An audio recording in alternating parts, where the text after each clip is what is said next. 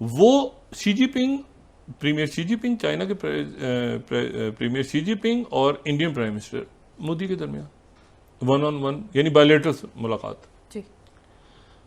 और वो जो मुलाकात है वो मुलाकात इंपॉर्टेंट है कि भारत के दबाव के आगे एलएसी पर चीन झुक गया। चीन ने भारत के साथ पुरानी स्थिति में सैनिकों की गश्त पर सहमति जाहिर की है। इसे भारत की बड़ी कूटनीतिक जीत मानी जा रही है। शी जिनपिंग चाहते थे मीटिंग नरेंद्र मोदी से। जी हाँ, शी जिनपिंग को नरेंद्र मोदी से मीटिंग चाहिए थी। ब्रिक्स समिट भी है जिसके ऊपर पूरी दुनिया की नजर है। चाइना मिलना चाहता है प्राइम मिनिस्टर नरेंद्र मोदी के साथ। हिडन विक्ट्री और है, विक्ट्री है, क्लियर विक्ट्री है। क्या कहा जाता था कि चाइना कहीं पीछे नहीं हटता और चाइना जो है वो जब घुस जाता है तो बाहर नहीं निकलता।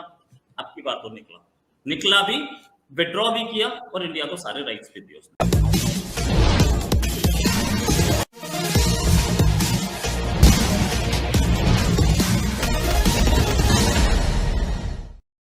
वो Xi Jinping, premier Xi Jinping, China के प्रीमियर शी जिनपिंग और इंडियन प्राइम मिनिस्टर मोदी के दरमियान वन ऑन वन यानी बायलैटरल मुलाकात। जी।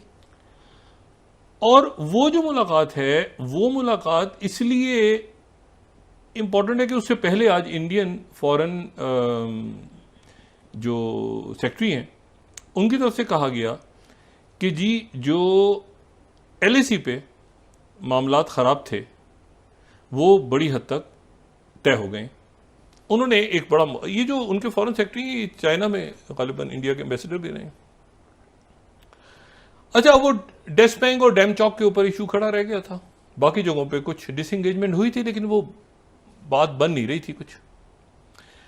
उसके बाद जो उनके फॉरेन मिनिस्टर हैं जयशंकर, उन्होंने जो है कुछ देर पहले ये एनडीटीवी से उन्होंने उनकी कुछ समिट हो रही है एनडीटीवी की गालिबन, तो वहाँ पर उन्होंने कहा कि जो ये मामलात हैं यानी बैक टू ये 28वीं 20 बैक टू 2020 पेट्रोलिंग पे हम जा रहे हैं वापस। जयशंकर जी जो हैं इन्होंने एनडीटीवी पे कहा इंडिया चाइना पैक्ट। इससे पहले बात हो रही थी कि जी वो जो है वो पेट्रोलिंग अरेंजमेंट्स हो गए। जैसे आप देखें ना, ये इंडिया टुडे ने कहा ये 23वीं स्लाइड की एग्री टू पेट्रोलिंग। अब लेकिन ये एलएससी पे डिसएंगेजमेंट होगी, लीडिंग टू डिसएंगेजमेंट, और उन्होंने कहा कि ये 2020 तक वापस चले।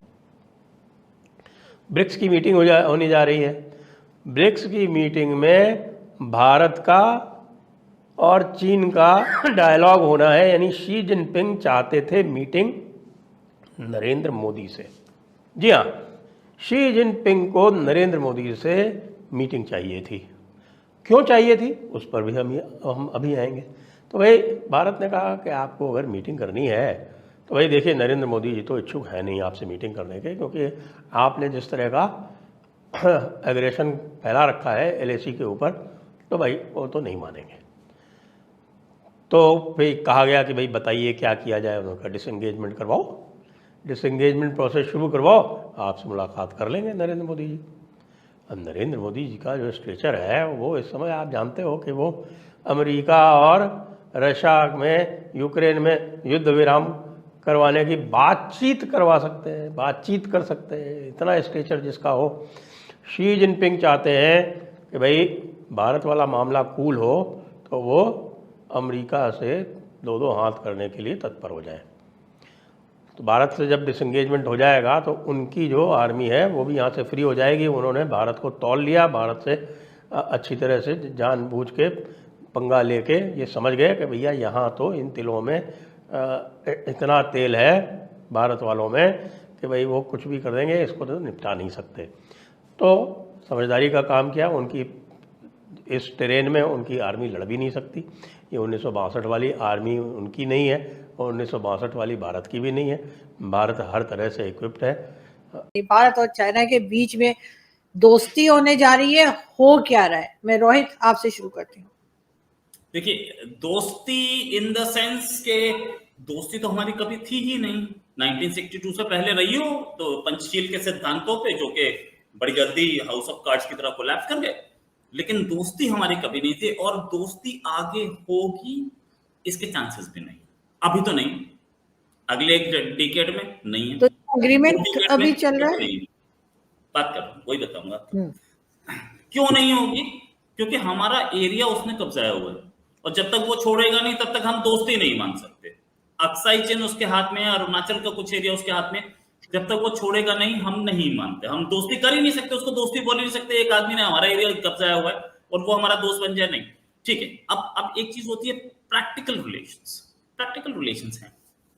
अब जो आज एग्रीमेंट हुआ है, इस एग्रीमेंट में क्या, इस एग्रीमेंट में ये है कि हम पेट्रोलिंग करेंगे। चाइना मान रहा था कि नहीं आप पेट्रोलिंग नहीं करेंगे उन एरियाज में जहां तक आप 2020 में पेट्रोलिंग कर रहे थे। चाइना से 4 साल तक हमारी लंबी जद्दोजहद चली। चाइना बार बार कोशिश करता रहा कि हमारी ट्रेड रिलेशंस बेटर हो जाएं, ट्रेड रिलेशंस अच्छे हो जाएं। हमने उसका टिकटॉक बैन कर दिया, उसकी 50 से ज्यादा ऐप कर दी। हमने सीधे सीधे चाइना की इकोनॉमी पे अटैक किया, चाइना के लैपटॉप्स बंद किए, चाइना के बहुत सारे इंपोर्ट्स हमने बंद किए। चाइना पे अटैक अमेरिका भी कर रहा था, हमने भी किया। अच्छा, चाइना की इकोनॉमी टूट भी रही थी, चाइना की इकोनॉमी टूट रही थी। हम लोगों को ऐसे टाइम पे मौका बोलिए जो बोलिए, प्राइम मिनिस्टर मोदी की और जयशंकर साहब की डिप्लोमेसी बोलिए, या ये डिप्लोमेटिक विक्ट्री तो है ही है, लेकिन इसके साथ एक विक्ट्री और है यहाँ पे, ये मिलिट्री विक्ट्री भी है। क्योंकि मिलिट्री विक्ट्री नहीं होती, हम चाइना के सैनिकों को नहीं मारते वहां पर गलवान में, क्योंकि चाइना के भी सैनिक मारे गए थे, इसलिए चाइना गलवान पे ही रुक गया, वरना वो आगे बढ़ने के मूड में था। अच्छा, जहां पे आगे गलवान पे सैनिक मारे गए थे, हमारी पेट्रोलिंग उससे थोड़ी सी आगे चलती थी, वहां तक हम चाह रहे थे हो। चाइना बोला नहीं, और इतने टाइम से यही अटका हुआ था। अब चाइना ने जाकर के फाइनली सरेंडर कर दिया, हथियार डाल दिए कि नहीं, जहां 2020 पे आप पेट्रोलिंग कर रहे थे वहां के जाए। अच्छा, दुश्मन दोस्त बनते हुए नजर आ रहे हैं। एक बहुत बड़ी खबर से आपको आगाह करते चले कि लद्दाख को लेके चाइना और इंडिया के बीच जो है एग्रीमेंट हो चुका है। दोनों कंट्री की फोर्सेस जो है डिसएंगेजमेंट शो करेगी ईस्टर्न लद्दाख को लेके, गलवान घाटी को लेके। और अगर हम आर्मी पेट्रोलिंग की बात करें तो बिल्कुल आर्मी पेट्रोलिंग के ऊपर भी एग्रीमेंट हो चुका है। जिस तरह से चाइना की आर्मी एग्रेसिवली पेट्रोलिंग कर रही थी, वो बैक जाएंगी 2020 में। जो कंडीशंस अगर देखा जाए 2020 की थी, वहीं पे चाइना की आर्मी को जाना पड़ेगा। दोनों कंट्रीज ने अपनी अपनी आर्मी लद्दाख से हटाने का फैसला कर लिया है। और 22 और 23 अक्टूबर को रशिया के अंदर ब्रिक्स समिट भी है, जिसके ऊपर पूरी दुनिया की नजर है। चाइना मिलना चाहता है प्राइम मिनिस्टर नरेंद्र मोदी के साथ।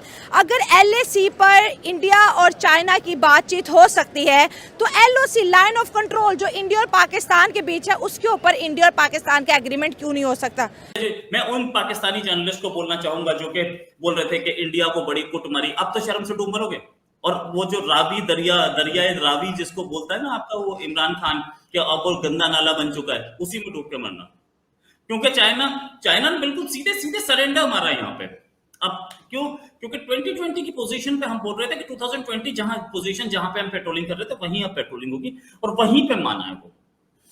इसमें कहीं ना कहीं रशिया का भी प्रेशर है। इंडियन प्राइम मिनिस्टर कल परसों ही रशिया जाने वाले हैं। ऐसे में पहले तो जर्मनी जाएंगे फिर रशिया जाएंगे, लेकिन इंडियन प्राइम मिनिस्टर रशिया जा रहे हैं। ब्रिक्स की बात करेंगे, बहुत सारे प्रेशर थे। फिर प्राइम मिनिस्टर ने एक बहुत अच्छी डिप्लोमेसी की, और सबसे बड़ी चीज आज से तकरीबन 2 हफ्ते बाद नवंबर का फर्स्ट ट्यूसडे वो दिन होता है जब अमेरिका में इलेक्शंस होते हैं। 2 हफ्ते बाद अमेरिका में इलेक्शंस आ रहे हैं। उससे पहले चाइना ने सरेंडर कर दिया, साथ में चाइना अब विड्रॉ भी कर जाएगा। जब ये हो गया कि वहां पेट्रोलिंग है तो चाइना के ट्रूप्स भी विड्रॉ कर जाएंगे, और नहीं करेंगे तो हमारी वहां बैठी है। We have enough of fire power to tackle them. But हम लोगों ने इस पूरे 4 साल में हम लोगों ने अपनी कैपेबिलिटीज को बहुत बढ़ाया है। दूसरी चीज कि इसमें एक हिडन विक्ट्री और है, विक्ट्री है, क्लियर विक्ट्री है। क्या कहा जाता था कि चाइना कहीं पीछे नहीं हटता, और चाइना जो है वो जब घुस जाता है तो बाहर नहीं निकलता। आपकी बात तो निकला भी, विड्रॉ भी किया, और इंडिया को सारे राइट्स भी दिए उसने। आप अगर हमसे जुड़ा रहना चाहते हैं तो कृपया मेरे चैनल को सब्सक्राइब करें तथा बेल आइकन भी दबा दें, ताकि नई वीडियो की जानकारी तुरंत आप तक पहुंच जाए। धन्यवाद। जय हिंद।